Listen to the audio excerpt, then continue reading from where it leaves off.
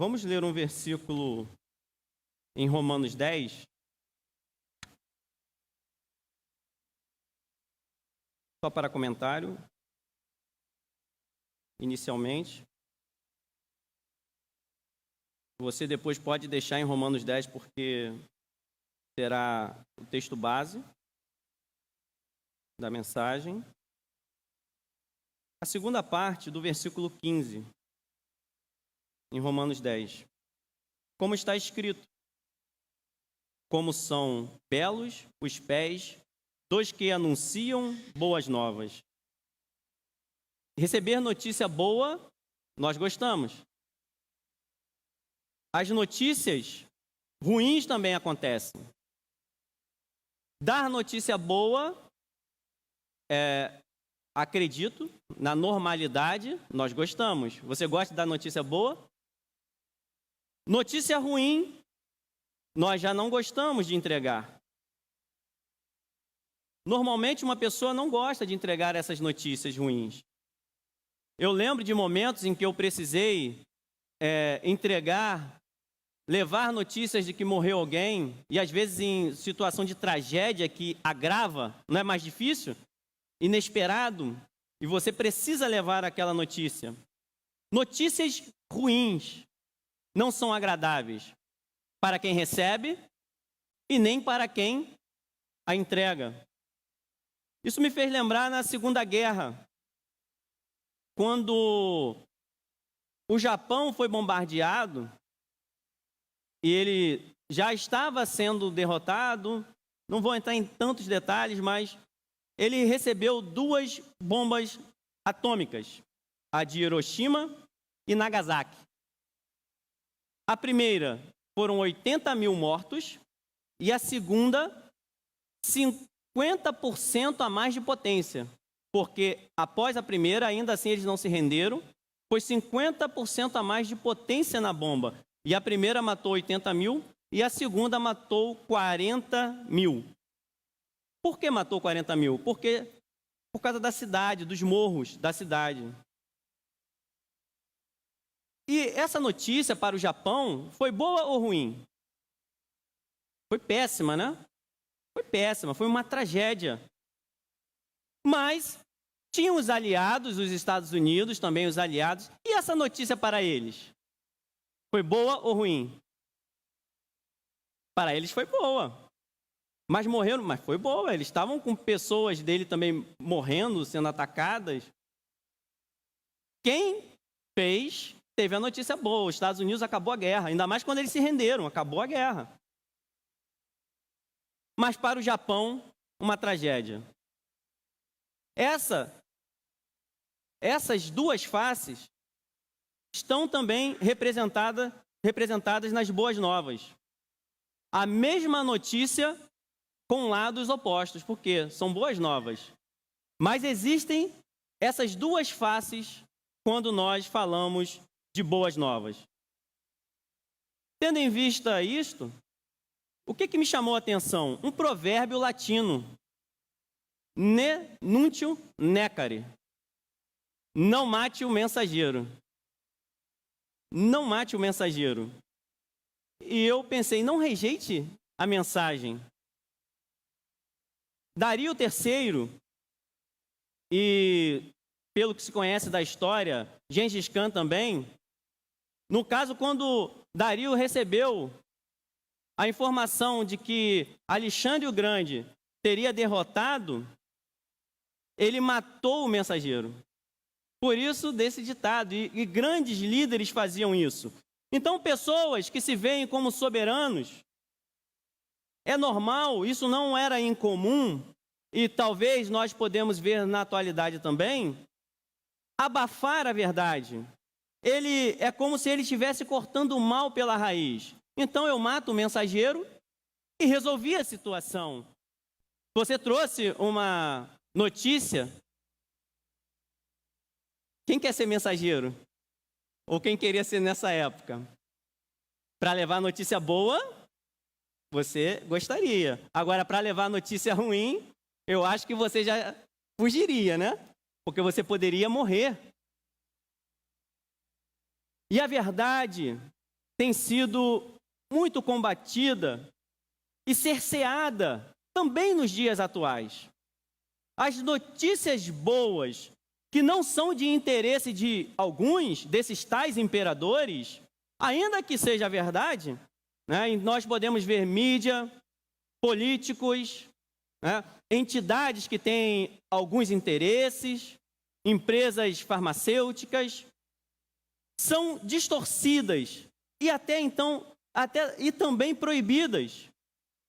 Nós podemos ter um exemplo. Quando você vai ao médico, se você não perguntar para ele, é capaz dele te dar só a receita do remédio mais caro. Porque tem muitos médicos que recebem dinheiro disso. É isso que nós precisamos entender. Pessoas que vão se beneficiar daquilo ali, recebem uma comissão. Da mesma forma, a farmácia, para vender determinados remédios. E o médico já vai colocar aquele laboratório que, de alguma maneira, leva alguma vantagem para ele. Então, nesse cenário que nós temos, econômico, político, social, da humanidade, um mundo dominado pelo mal, que está no maligno, seria muita ingenuidade nossa, muita ingenuidade sua, pensar que não haverá oposição para a verdade. Eu pensar que não terá oposição para a verdade é ingenuidade. Pensar que a verdade poderá ser falada de maneira que as pessoas podem recebê-la, que vai ser falado livremente. É como se nós disséssemos: olha, você tem liberdade para pregar. Nós temos liberdade para pregar, mas desde que nós façamos isso em silêncio. Mas nós temos liberdade para fazer silêncio, desde que os nossos olhos estejam fechados. Ou seja, está cerceando. Por trás da liberdade, está dizendo: ó, você pode pregar, mas tem que ficar em silêncio, porque isso você não pode falar. Você pode ficar em silêncio, mas fecha os olhos para você não ver nada, porque senão você, de alguma maneira, vai me prejudicar. Vamos lá para algumas informações, algumas notícias. Em 2020, em fevereiro de 2020, uma mulher na Inglaterra foi presa por pregar o Evangelho. E qual era a acusação em 2020? Será que vocês conseguem saber que acusação era? Discurso de ódio. Essa era a acusação. Ela foi presa por pregar o Evangelho e a acusação era discurso de ódio. Vocês já ouviram isso? Discurso de ódio? Em maio de 2022, um pregador em Itaboraí foi acusado de quê? Discurso de ódio, porque ele estava falando dos demônios por trás das outras religiões. Não pode falar. Por quê? É discurso de ódio. Em 22 de abril de 2022, no ano passado, falei do silêncio.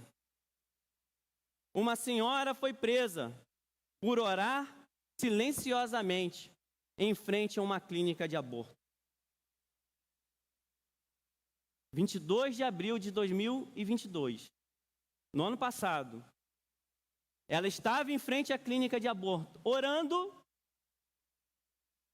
assim.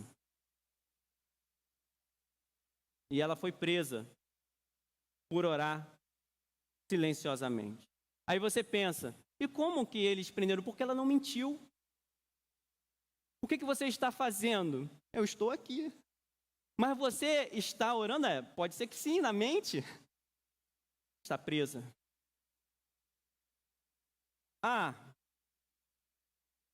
Em abril de 2022. 8 meses depois, 22 de dezembro de 2022, final do ano agora, outra mulher foi presa pelo mesmo motivo, por orar silenciosamente em frente a uma clínica de aborto. Nenuntium necare, não mate o mensageiro. Esse mensageiro pode ser você. A mensagem pode ser para você. Nós não podemos rejeitar a mensagem e seguir para a morte espiritual. Vamos tocar na Bíblia, em Romanos 10, do versículo 1 em diante.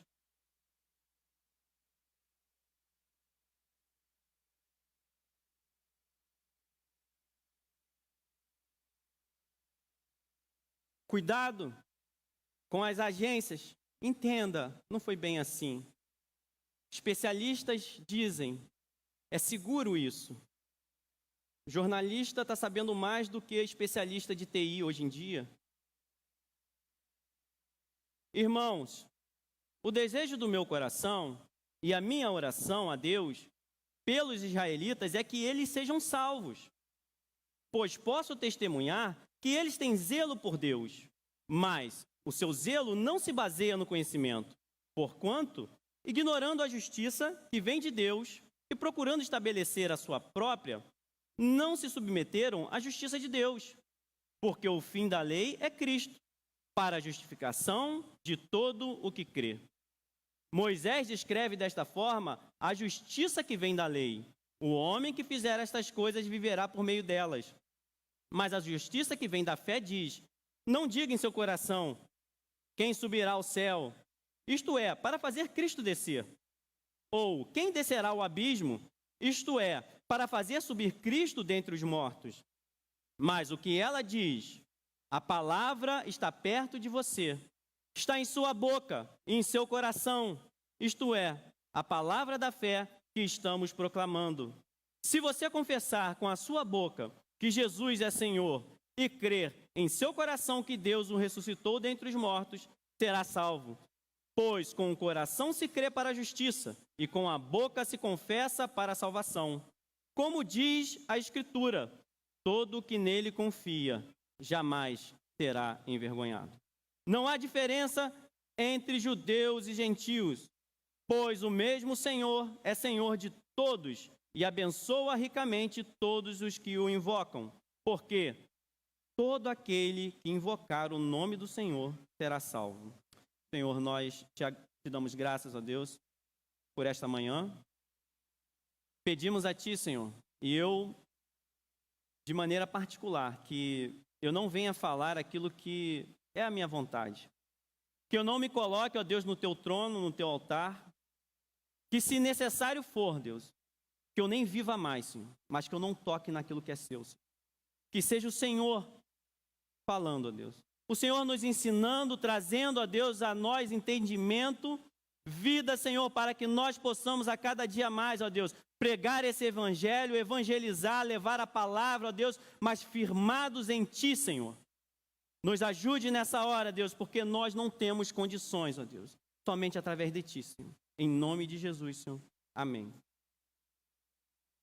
O capítulo 9, 10 e 11 de Romanos, a carta aos Romanos já é considerada a maior carta teológica que Paulo deixou registrada. E o capítulo 9, 10 e 11 trata dessa salvação dos judeus. No 9, é como se fosse passado, o presente que eles estavam vivendo no 10 e o 11, o futuro.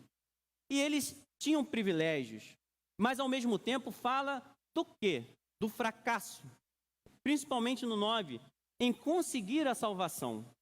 E Paulo, angustiado por causa disso, já desde o 9 ali, ensinando, mas mostrando para eles que eles foram separados, escolhidos, que eles tinham a lei, que eles tinham, ali no versículo 4, 5, você pode ler depois, mostrando os privilégios que eles tinham por ter sido esse povo separado, por ter vindo por eles, para eles essa palavra, mas que eles assim fracassaram, mesmo com todos os privilégios mencionados.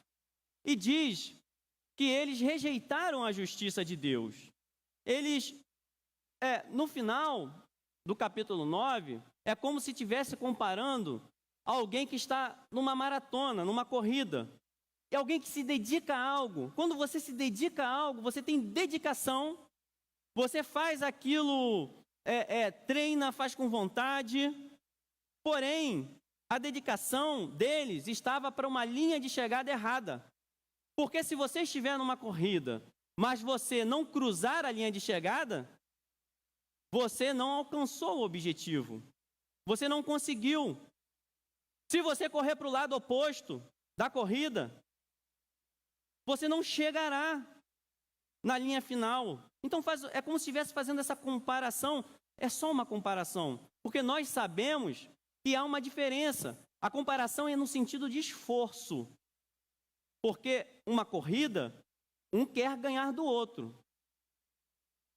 No Evangelho, não importa o momento que você chega, importa que você vai chegar. Mas tem uma comparação no sentido do esforço. Eles se esforçaram como um atleta para uma corrida, porém a dedicação deles foi em vão.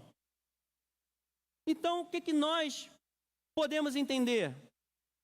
Houve algum problema? E o que houve?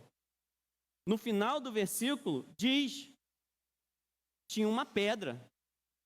E essa pedra, eles tropeçaram nela. No versículo 32 e 33, por que não? Porque não a buscava pela fé, mas como se fosse por obras.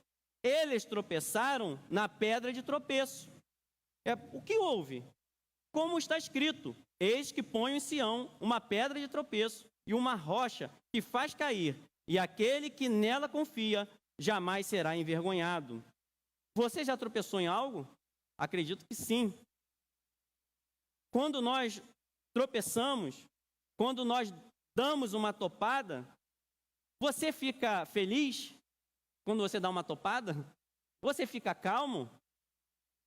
Dependendo da maturidade que você estiver ou do dia, pode soltar um palavrão. Pode acontecer. Acontece ou não acontece? Pode falar a verdade. Nós ficamos irritados.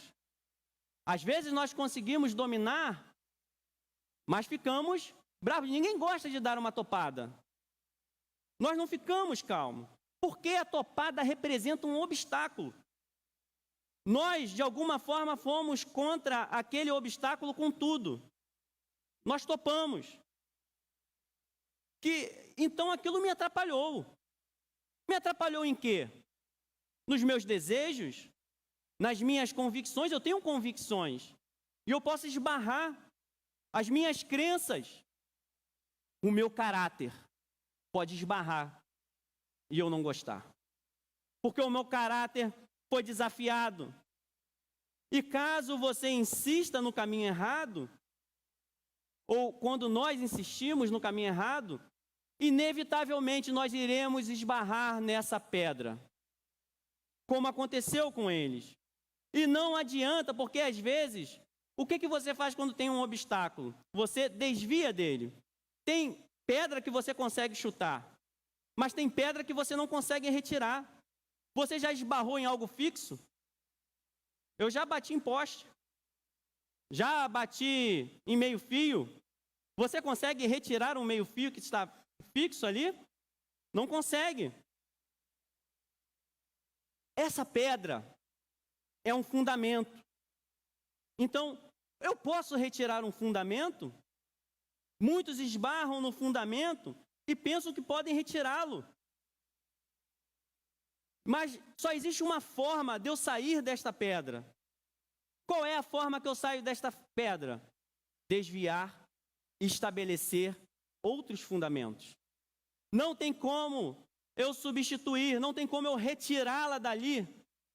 Não tem como eu movê-la. Fundamentos manipulados pelo homem, eles se quebram, eles são destruídos. Você sabe que o prédio vai à ruína. Os fundamentos estabelecidos pelo homem não são eternos e não são fixos. E se você derruba o fundamento, vai cair aquele prédio. Agora, essa rocha não pode quebrar. Este fundamento não tem como eu movê-lo. Só existe uma forma de eu poder lidar com essa rocha: eu firmar a minha moradia nela. Eu levantar a minha casa a partir dessa rocha. porque ela é uma rocha imutável e inquebrável e ela não é feita por mãos humanas. Ele é o Senhor Jesus Cristo, é a única rocha, a única vitória que nós podemos ter, é o motivo da nossa salvação, ainda que em momentos nós venhamos a dar topada nessa rocha. Nós precisamos reverenciar e nos curvar e falar: Senhor, obrigado pelo Senhor ter me ensinado. Eu quero firmar a minha casa nesta rocha, a minha vida nesta rocha. De maneira nenhuma eu vou estabelecer outra, porque eu sei que ela poderá ser destruída. E nós vamos para o primeiro versículo. Irmãos, o desejo do meu coração e a minha oração a Deus pelos israelitas é que eles sejam salvos. No capítulo anterior, Paulo falou que eles tropeçaram. Uma notícia que para eles eram boas novas, mas não eram notícias boas. Vocês estão tropeçando. Essa dor que vocês estão sentindo não tem como curar, não tem como mudar, se vocês não mudarem. Vocês precisam mudar a direção. Vocês esbarraram em algo que não adianta tentar modificar essa rocha, porque ela é imutável. Deus não muda. Estavam discutindo comigo, e eu não sei porque as pessoas gostam de discutir comigo, sobre alguns fundamentos. Aí eu já chamei a atenção e falei: olha, esse seu fundamento, você não precisa nem continuar, ele está todo errado. Por quê? Porque você está separando Deus de Jesus. Eles são um só. Você não pode querer colocar que Jesus tinha uma vontade e Deus tinha outra, porque eles são um só. E eles têm uma unidade. E eu não estou falando isso de mim porque o próprio Cristo declarou sobre ele. Eu só estou replicando aquilo que ele mesmo falou. Mas nesse primeiro versículo, nós vemos que apesar dessas notícias, olha como que o mensageiro fica numa situação complicada. Ele demonstra e fala mais uma vez, que no 9 ele fala também, mas ele fala mais uma vez: eu desejo do meu coração. Quando se fala isso, quer dizer o seguinte: do meu mais íntimo. Porque desejo não é do coração, mas quer dizer do íntimo, de maneira profunda, interior. Coração não tem desejo, quem tem desejo é você. São formas figuradas porque nós entendemos a expressão. Eu desejo do meu coração. E ele está dizendo do mais fundo da minha alma. Então Paulo demonstra amor pelos perdidos. A pregação de Paulo é amor pelos perdidos. É possível que nós venhamos a perder o amor pelos perdidos por causa da nossa arrogância, por causa do que os perdidos estão fazendo. Então o primeiro princípio é dizer: olha, eu estou falando isso em amor. E o meu desejo profundo está no meu coração. Ele diz, em alguns momentos, que ele queria ir para Cristo, mas por causa do amor, para o avanço do Evangelho, o desejo de ficar era maior. Isso está em Filipenses 1, 23. No versículo 3, ele diz que se fosse possível que ele fosse considerado anátema, ou seja, perder a salvação por estes a quem ele estava ensinando. Lógico que isso não é possível, mas dizendo a profundidade do amor que ele tinha pelos seus conterrâneos. E ele era um intercessor. Ele fez uma oração profunda do coração. Amor pelos perdidos. Nós precisamos ter amor por aqueles que se perdem, de maneira a estarmos orando por aqueles que estão perdidos, para nós pregarmos, para nós levarmos a mensagem. E ele se iguala a Moisés, quando também se coloca como intercessor pelo povo. Ele intercede por um povo, mas esse amor, por causa do zelo que ele tem com a verdadeira palavra de Deus, por aqueles que estão recebendo, pode não ser tão bom. Vamos em Êxodo 32, versículo 9 a 11. Disse o Senhor a Moisés: tenho visto que este povo é um povo obstinado. Reparem que é Deus que está falando. Deixe-me agora, para que a minha ira se acenda contra eles, e eu os destrua. Depois farei de você uma grande nação. Moisés, porém, suplicou ao Senhor, o seu Deus. Estevão, e eu quero ler esse relato também, em Atos 7.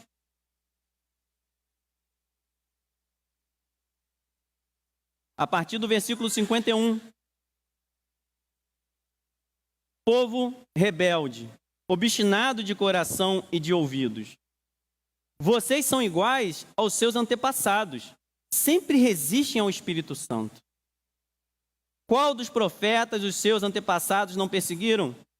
Eles mataram aqueles que prediziam a vinda do justo, de quem agora vocês se tornaram traidores e assassinos. Vocês, que receberam a lei por intermédio de anjos, mas não lhe obedeceram.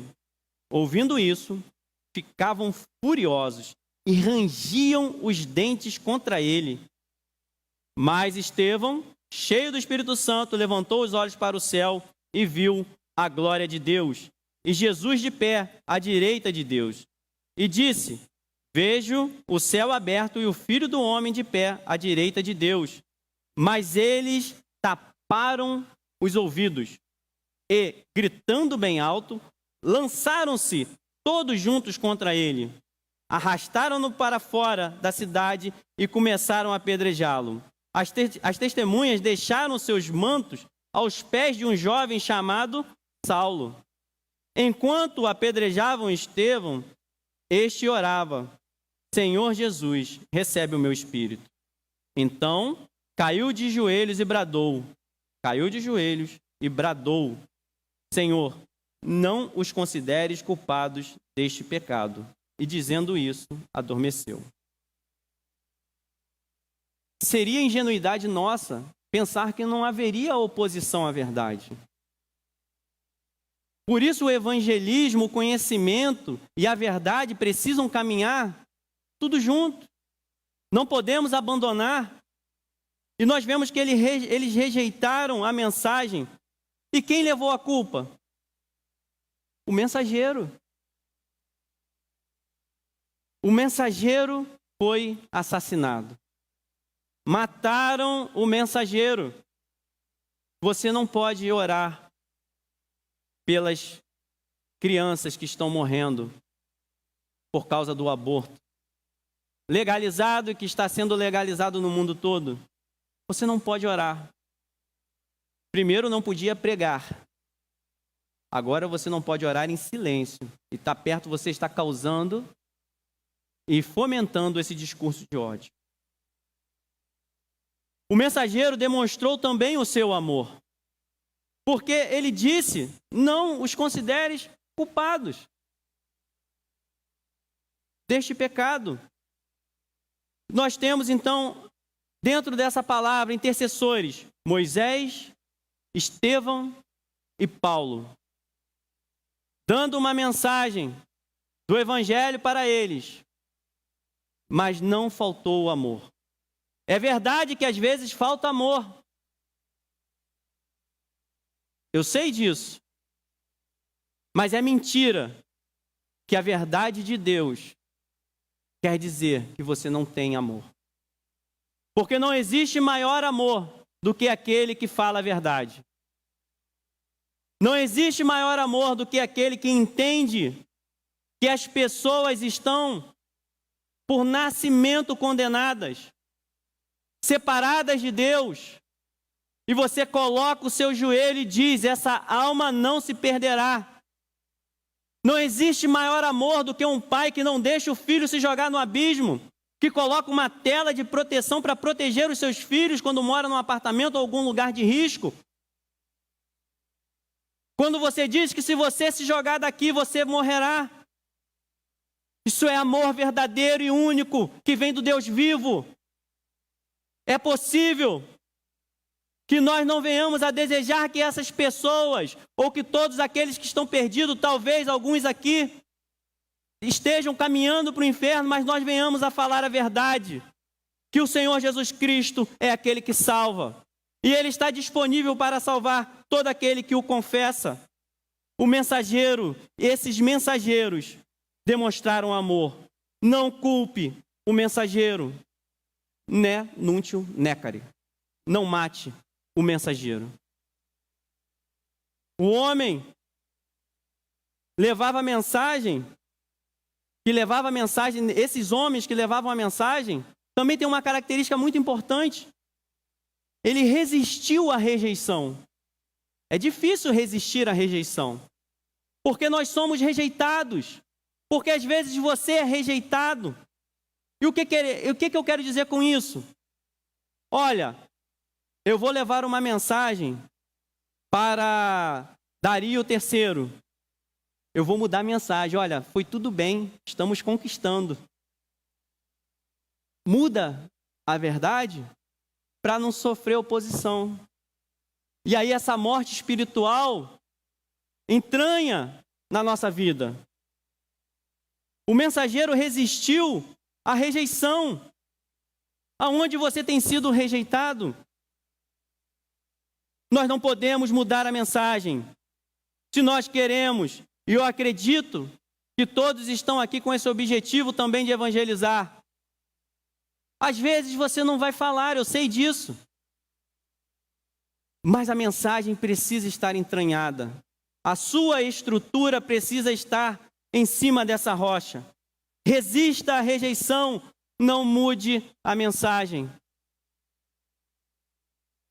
E o que eu faço se eu já mudei a mensagem? Eu posso me arrepender. Se nós amamos de verdade, repito, como nós podemos deixar de entregar essa mensagem? Se há amor, se está em risco a vida eterna, como eu posso parar de pregar essa mensagem, se essa mensagem foi dada por Cristo para nós? Rejeite, resista à rejeição. Não morra espiritualmente. E o mensageiro, quando abandona a mensagem, é porque ele morreu espiritualmente. É a morte espiritual dele e de quem poderia ser salvo através da mensagem que ele está levando. Tem pessoas ao seu redor, perdidas. Fale a mensagem. E ele continua, pois posso testemunhar que eles têm zelo por Deus, mas o seu zelo não se baseia no conhecimento. Nem sempre o problema é falta de zelo. Às vezes, aquela questão do esforço, eu me esforcei na corrida, eu fui para uma direção, mas eu fui para a direção errada. Nem sempre o problema é aquela falta de empenho, aquela falta de zelo. O problema, às vezes, não é a vontade e a força de vontade. Pessoas que se dedicam a algo ou alguém, uma disposição, às vezes é diligente, empenhado, aplicado para realizar algo. Mas eles tinham um zelo sem conhecimento. Eles eram monoteístas, defendiam um Deus único. Não havia nenhuma religião mais próxima dos judeus, no caso do cristianismo, do que a deles. Era muito parecida. E eram pessoas que brigaram, fizeram revoltas populares por causa da religião, por causa da fé que eles tinham. Só que era uma seita. Era uma seita farisaica. Eles defendiam isso. Nós, às vezes, nos esforçamos, mas nós entendemos com isso que, apesar do zelo, isso cai por terra uma mentira que é muito falada, que alguns pensam que o que importa é o coração. O que importa é o coração, a força de vontade. Eu vou fazer o quê? Está todo mundo assim mesmo, o mundo vai ficar cada vez pior, as pessoas vão aprovar isso mesmo. Se você entregar para o seu filho, talvez, limpar o seu notebook, e eu já vi um vídeo sobre isso, pode ser que ele coloque na pia para lavar, se ele só viu você lavando as coisas. O dano ao notebook não será remediado por causa da boa vontade do seu filho. Fez de coração, mas perdeu o notebook. Quando a gente perde um objeto, tudo bem. Mas quando é uma vida em jogo? Como recuperar uma vida? Como recuperar alguém que já se foi? O zelo precisa de entendimento. O zelo precisa de fervor? Precisa. Fervor e piedade não é tudo para nos garantir essa salvação. E com isso nós aprendemos também que, da mesma maneira que serviu para os judeus, serve para nós, protestantes, evangélicos nos dias atuais. Uma carteira de membro não faz de você um cristão. Frequentar a igreja e bater o ponto não faz de ninguém um cristão. Não dá garantia do meu acesso à salvação. Cristãos, denominações que abandonaram a fé, pessoas dentro da igreja frias, e que pode acontecer com todos nós. Mas enquanto nós estivermos ouvindo a palavra de Deus, Deus está nos dando amor e misericórdia, requerendo de você uma posição firme. Até quando? Porque nós não sabemos o dia que nós iremos morrer. Não tem data para você, você não sabe. Deus sabe de tudo. Antes de eu nascer, Ele sabia, mas não tem data, no sentido humano. Não existe idade. A chamada para o Evangelho, para nós estarmos trabalhando, evangelizando, é hoje. Pregando para a nossa alma e para aqueles que estão perto de nós. Amando de verdade, falando, essa alma não irá se perder. Ela é de Cristo. O diabo não tomará e não levará para a ruína. Eu não estou vendo condições, mas há poder nessa rocha para libertar e quebrar as cadeias do pecado. Há poder no sangue de Cristo, na palavra pregada que Cristo coloca na sua boca, para você viver e falar. Não adianta só eu viver, e não adianta só eu falar. Não adianta só eu falar, não adianta só eu viver. Mas se eu vivo não está bom, porque tem gente que fala, mas não faz. Um erro não justifica o outro. A palavra, ela é pregada também. Que esperança é essa que você tem? Cristo, a minha rocha, aquele que me tirou do pecado, e Ele está aguardando você também. Ele é a solução para a morte.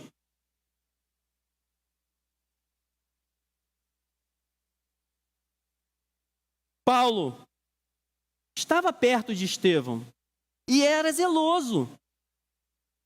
Botaram os mantos aos pés dele, mas ele estava correndo na direção errada. Paulo, ele pegou a frente dos seus conterrâneos, porque ele estava estudando, ele conhecia tudo. Ele diz que ele era irrepreensível aos olhos humanos na lei.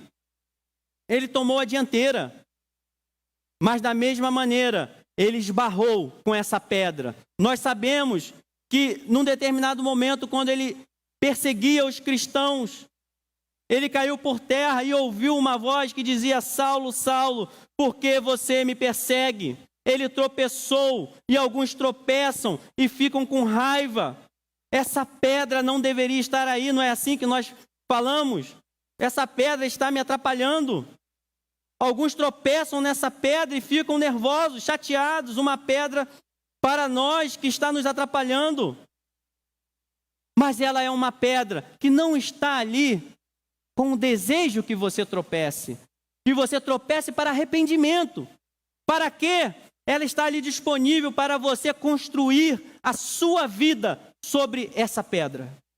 Construir a sua casa, os seus conceitos morais, éticos. Como você vê o mundo, como você vê as pessoas, como você discerne as coisas em cima dessa pedra. É uma pedra que não rejeita aquele que se curva diante dela. Ele não coloca de lado, ele não diz vou te arrebentar, não é uma pedra que veio para arrebentar, de te matar, mas é para arrebentar o seu pecado e os seus desejos, para estraçalhar aquilo que você tem no interior, mas para te trazer vida, dizendo você pode construir aqui, que você terá paz e sossego para você, para a sua família e todos aqueles que se achegarem para construir em cima dessa rocha.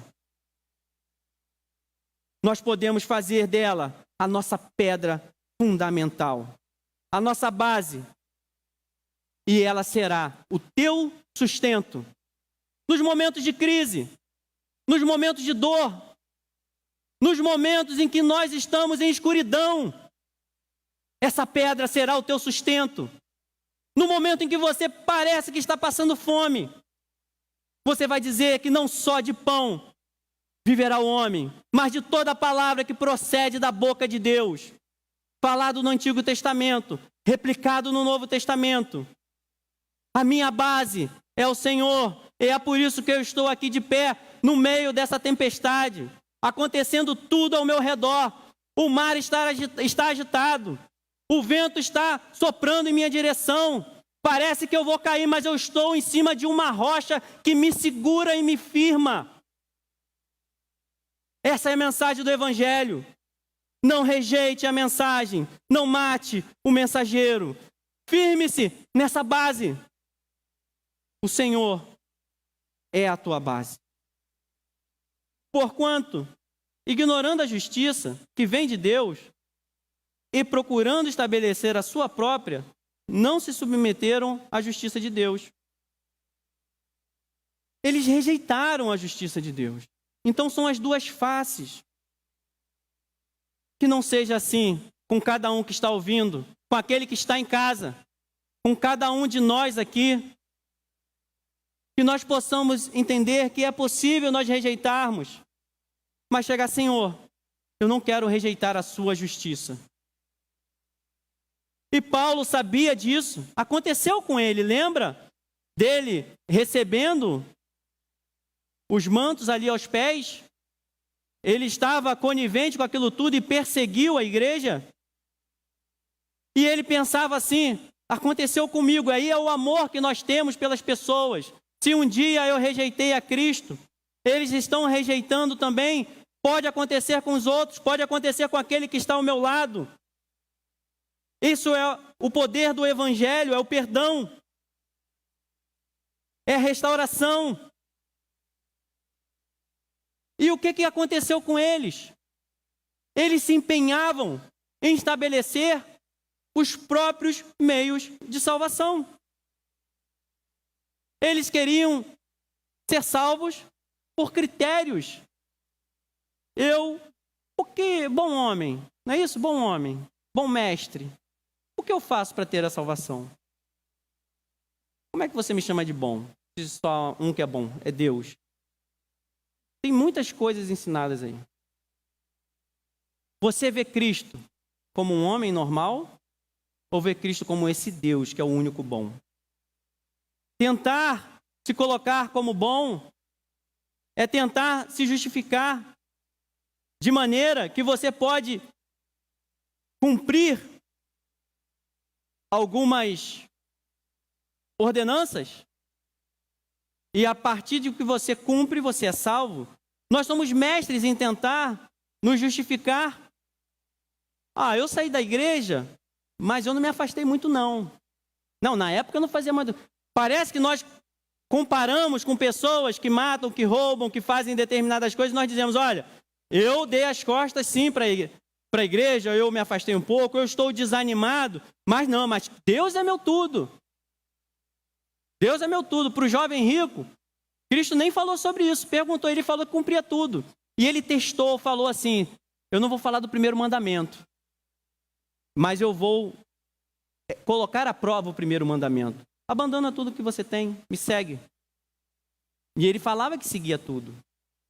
Nós justificamos. E ele acreditava, porque a cultura farisaica, essa seita farisaica, acreditava que poderia fazer alguma coisa para ter a salvação. Se justificava. Quando uma das maiores dádivas e graça que nós podemos ter, entender essa graça, é que você poder falar assim, eu de fato pequei, mas o Senhor me resgatou. Eu pequei, mas fui perdoado. Eu estava assim desviado. Nós não precisamos ter vergonha de confessar os nossos pecados diante de Deus. É humano não confessar, mas é a graça de Deus. Quando nós falamos, nós confessamos, nós receberemos graça.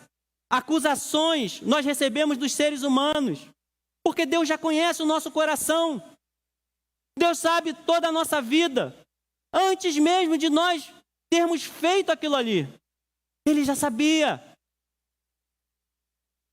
Mas Ele sempre espera de você a confissão dos seus pecados, para Ele poder chegar com graça e perdão na sua vida. Porque o fim da lei é Cristo, para a justificação de todo o que crê. Um favor diante de Deus. Cristo liquidou com a lei. A lei se cumpre em Cristo, se completa. Cristo é o alvo. Eles estavam tentando viver, mas a graça, a salvação em Deus, ela é pronunciada no Antigo Testamento. A lei deveria servir. Aí você fala, como? Ué, não tinha sacrifício? Senão era para matar e ir para o inferno. Porque Deus coloca dois caminhos. O caminho da bênção e o caminho da maldição. E Ele diz para andar no caminho da bênção para não morrer. Mas Ele coloca o sacrifício. Porque estava apontando para Cristo, para o sacrifício perfeito. Então a misericórdia e perdão sempre estiveram presentes. Eles não eram salvos, aquilo era dizer a santidade de Deus. Deus é assim. Para você poder olhar e dizer, eu não mereço. Eu não mereço ser salvo. Eu não consigo. E por isso eu tenho que fazer sacrifício. Mas eu confio. Não que eu vou cumprir isso tudo. Eu confio na salvação anunciada de Deus ao seu povo, que era Cristo Jesus. Então eles eram salvos, tanto do Antigo Testamento, do Novo Testamento e hoje. Todos sempre foram salvos por causa de Cristo. Antes, aquele que viria, durante, aquele que veio, e nós, aquele que já morreu, ressuscitou e voltará para buscar a sua igreja. O sacrifício de Cristo abrange toda a história da humanidade e é o único meio de salvação. Nós não podemos ser salvos por obras da lei. Nós precisamos contemplar, porque é fé, exige que nós venhamos a crer. Não é por obras. Aí você pode pensar assim, eu lembrei de um versículo que diz, a fé sem obras é morta. Está querendo dizer a qualidade da sua fé. Querendo dizer que está questionando, você tem mesmo fé? A fé produz obras. Obras não produz fé. Você não pode alterar isso. Não é igual a algumas equações de matemática. A fé produz obras. Eu tenho fé, eu fui salvo e eu produzo obras porque eu sou salvo. Eu não vou fazer obras para ser salvo. Eu não vou cumprir determinados ritos para conseguir obter a salvação. Isso nos dá a tranquilidade de podermos ser de Deus, para Deus, com liberdade, sabendo que foi conquistado na cruz a nossa salvação. Moisés descreve desta forma a justiça que vem da lei. O homem que fizer essas coisas viverá por meio delas, no versículo 5. Então esse é o primeiro caminho, é o da lei, só que nós não podemos viver pelas obras da lei. Nós não atenderemos por completo. É possível nós sermos justos, quando eu falei de Paulo, aos olhos do homem, porque ele diz que ele era irrepreensível, aos olhos humanos. Mas toda a tentativa de nós tentarmos ser salvos pelos nossos méritos é um desvio desse favor que foi concedido gratuitamente. Sem fé, é impossível agradar a Deus. Nós não podemos pagar penitência. Não vai ser a quantidade de orações, procissões, doação, dízimo.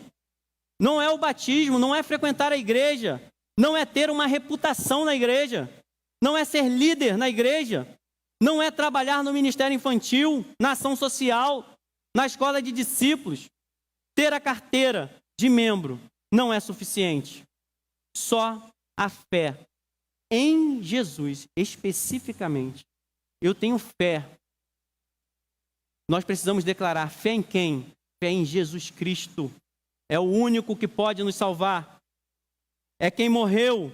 Nós não podemos rejeitar essa mensagem, nós não podemos matar o mensageiro dentro de nós e aquele que nos é enviado. E o segundo caminho é o da fé. A justiça é decorrente da fé. Qual o caminho nós temos trilhado? Será que é o caminho em que queremos nos justificar? Ou o caminho em que Cristo diz: seus pecados estão perdoados, vá e não peque mais. Deus trouxe até nós a salvação em Cristo. Por isso ele diz: não diga em seu coração quem subirá ao céu, isto para fazer Cristo descer, ou quem descerá ao abismo, isto é, para fazer subir Cristo dentre os mortos. Mas o que ela diz? A palavra está perto de você, está em sua boca e em seu coração, isto é, a palavra de fé em que estamos proclamando. Não precisamos escalar degraus aos céus, nós não precisamos descer a profundezas, está presente ao nosso alcance, pela fé. Nós não precisamos tocar em Cristo de maneira física, mas de maneira espiritual. Nós precisamos entender que essa palavra está viva e é a palavra daquele que está vivo. E não só está vivo, mas ele é a própria vida. Não se mata a vida. Para morrer basta estar vivo. Para o ser humano, Cristo é a vida. A morte não tem poder sobre Cristo. A morte não resistiu a Cristo. A morte não tem domínio sobre Cristo, e é por isso que é esse Cristo que nós pregamos. É pela fé em Cristo que nós somos salvos, e Ele é suficiente para nós. Eu não preciso buscar outros lugares, eu não preciso fazer campanhas para Israel, eu não preciso fazer qualquer tipo de coisa, colocar qualquer simbolismo aqui.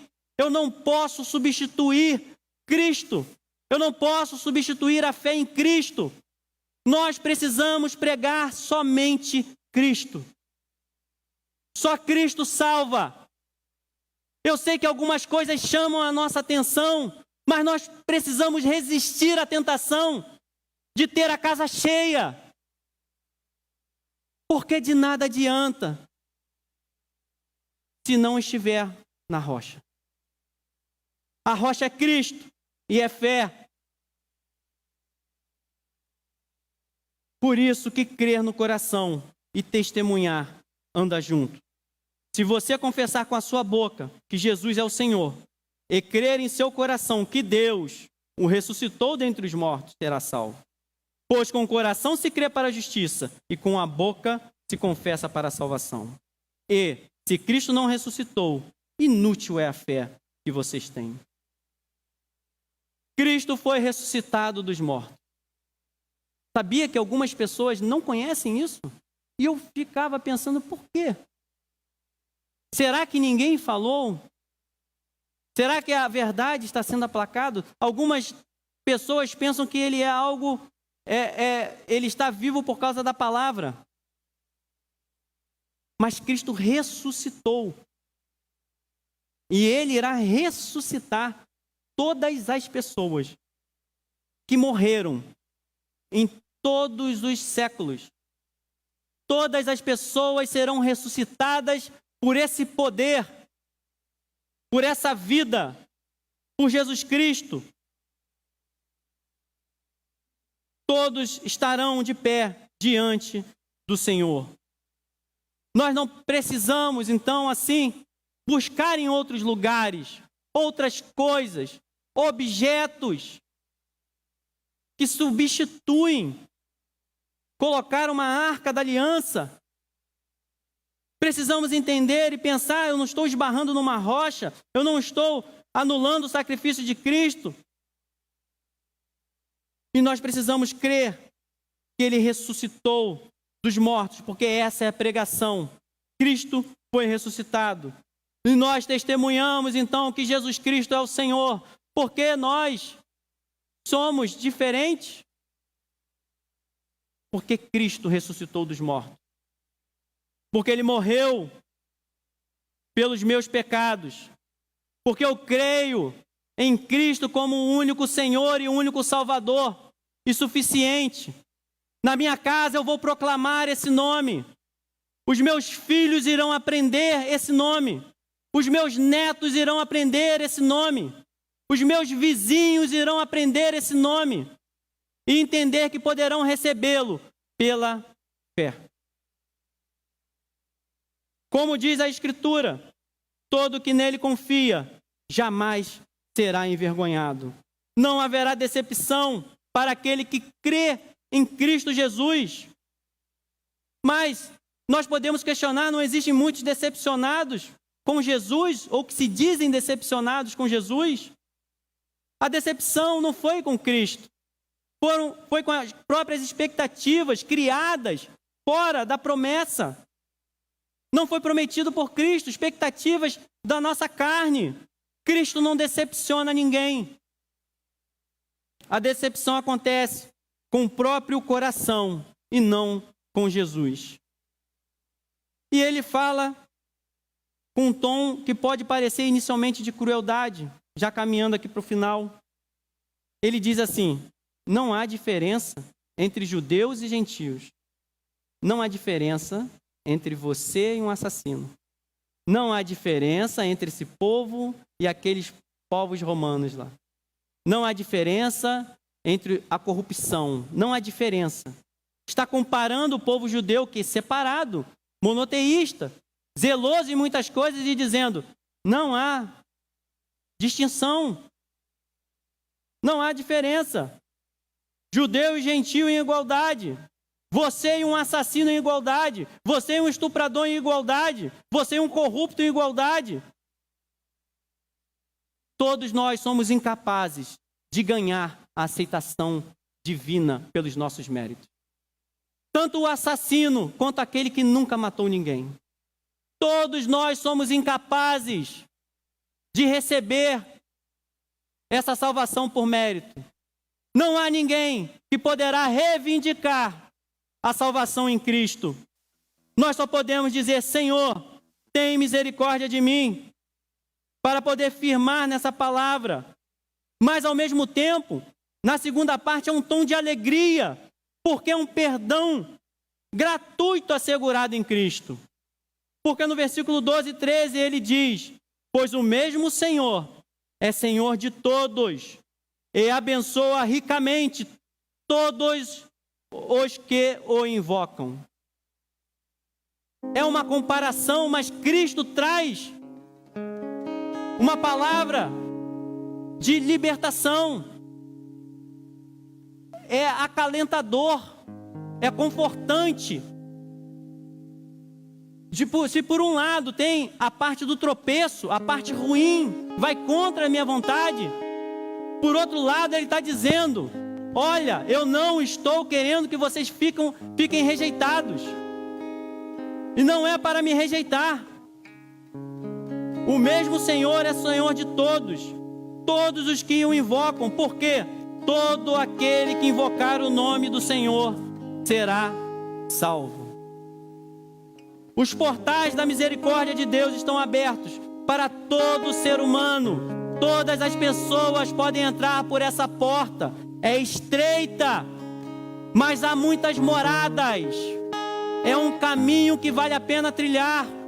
É uma mensagem que vale a pena nós recebermos. Os portais da misericórdia estão abertos para todos os assassinos, para todo ser humano. Não há ninguém que não possa receber o perdão de Deus.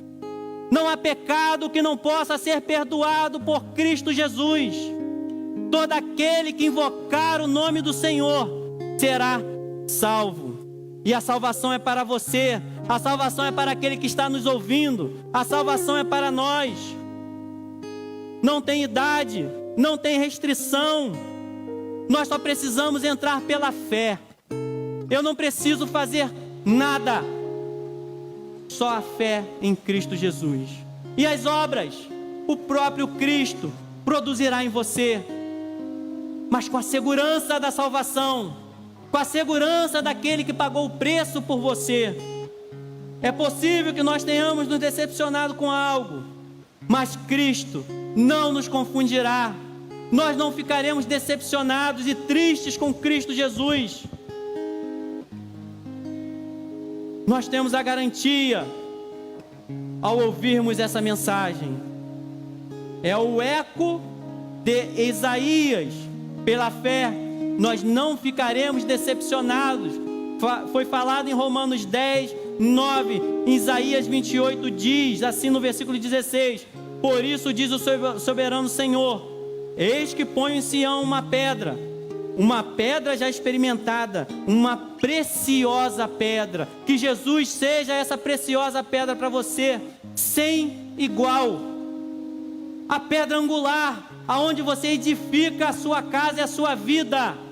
Porque você pode edificar a sua casa, reconstruir a sua casa, colocar o seu coração nela. Hoje, neste momento, não perca tempo.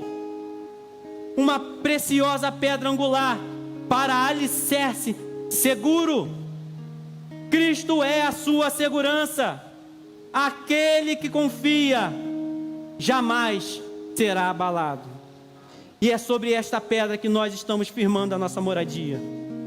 A mensagem aponta para essa pedra preciosa. Nenuntium necari, não mate o mensageiro, não rejeite a mensagem de Deus. Vamos orar ao Senhor. Coloque a sua vida diante de Deus. Coloque os seus familiares, aquele que você pensa que não tem mais solução.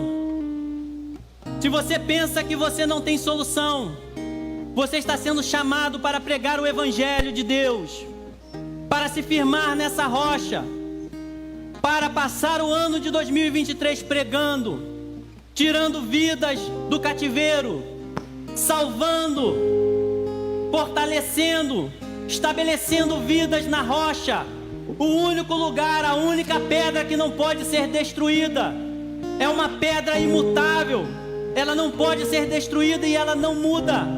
É o Senhor Jesus Cristo. Os portais estão abertos para nós podermos passar por Ele. Portais da misericórdia, da salvação. Senhor, todos que estão aqui, Senhor, a minha vida coloco diante de Ti, Senhor. Que haja, ó Deus, corações quebrantados diante de Ti, Senhor. Estabelecendo, ó Deus, critérios, ó Deus, para Te seguir, dizendo: Senhor, Tu és meu, Senhor. Eu quero ser Teu, Senhor. Eu me arrependo, ó Deus, dos meus caminhos tortuosos, Senhor.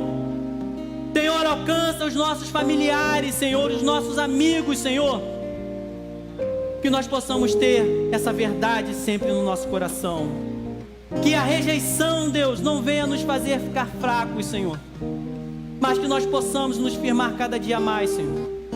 Estabelece, ó Deus, uma igreja poderosa neste lugar, Senhor, que ama a Tua palavra, Senhor, Fortalece, ó Deus, aqueles que estão com os joelhos fracos, Senhor. Que seja a tua vida, ó Deus. Que seja, ó Deus, a tua salvação em cada um, Senhor. É o evangelho da paz, Senhor, que pode num determinado momento parecer constrangedor, Senhor. E é. Mas é um evangelho, ó Deus, que o intuito é nos salvar e nos libertar, Deus. Coloque em nosso coração, Senhor, amor pelos perdidos, Senhor. De maneira, ó Deus, que nós não venhamos fazer, Senhor, por interesses próprios, Senhor. Mas também, ó Deus, amor pelos perdidos, de maneira que nós venhamos a dobrar os nossos joelhos, Senhor, diante de Ti. Queremos que a Tua palavra esteja no nosso coração. Nós te agradecemos em nome de Jesus. Amém.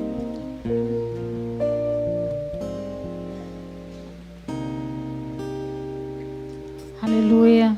Tu és a minha luz, Senhor, a minha salvação. Aleluia. Cante comigo esse louvor, declarando que você será um mensageiro nesse ano de 2023. Amém? Aleluia. Cante comigo.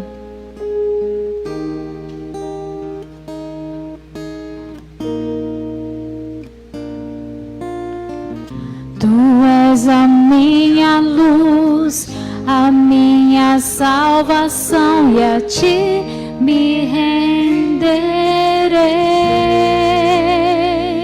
Levante as suas mãos.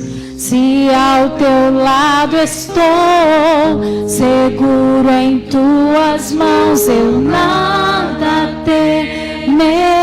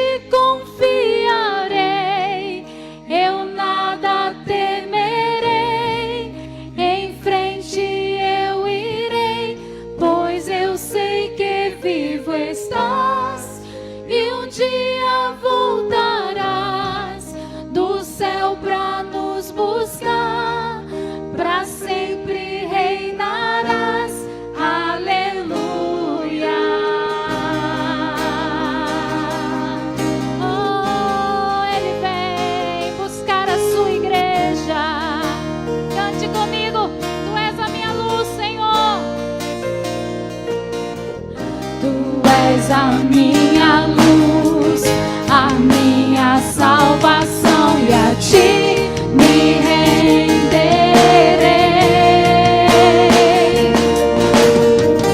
Se ao Teu lado estou, seguro em Tuas mãos, eu nada temerei.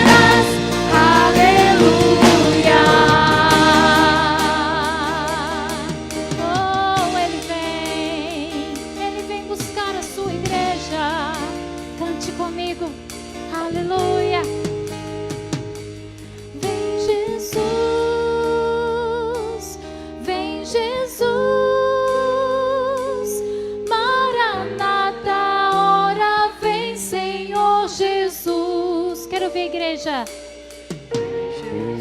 Oh, vem, vem. Aleluia.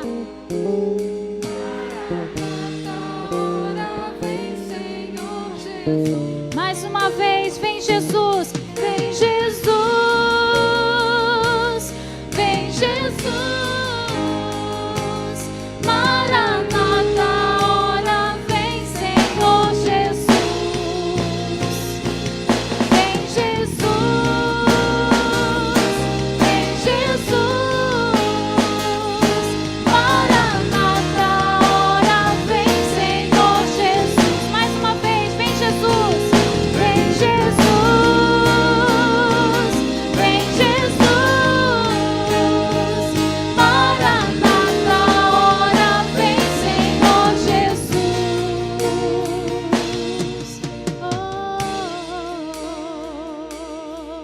Eu confiarei em Ti, Senhor, e aguardamos a Sua volta.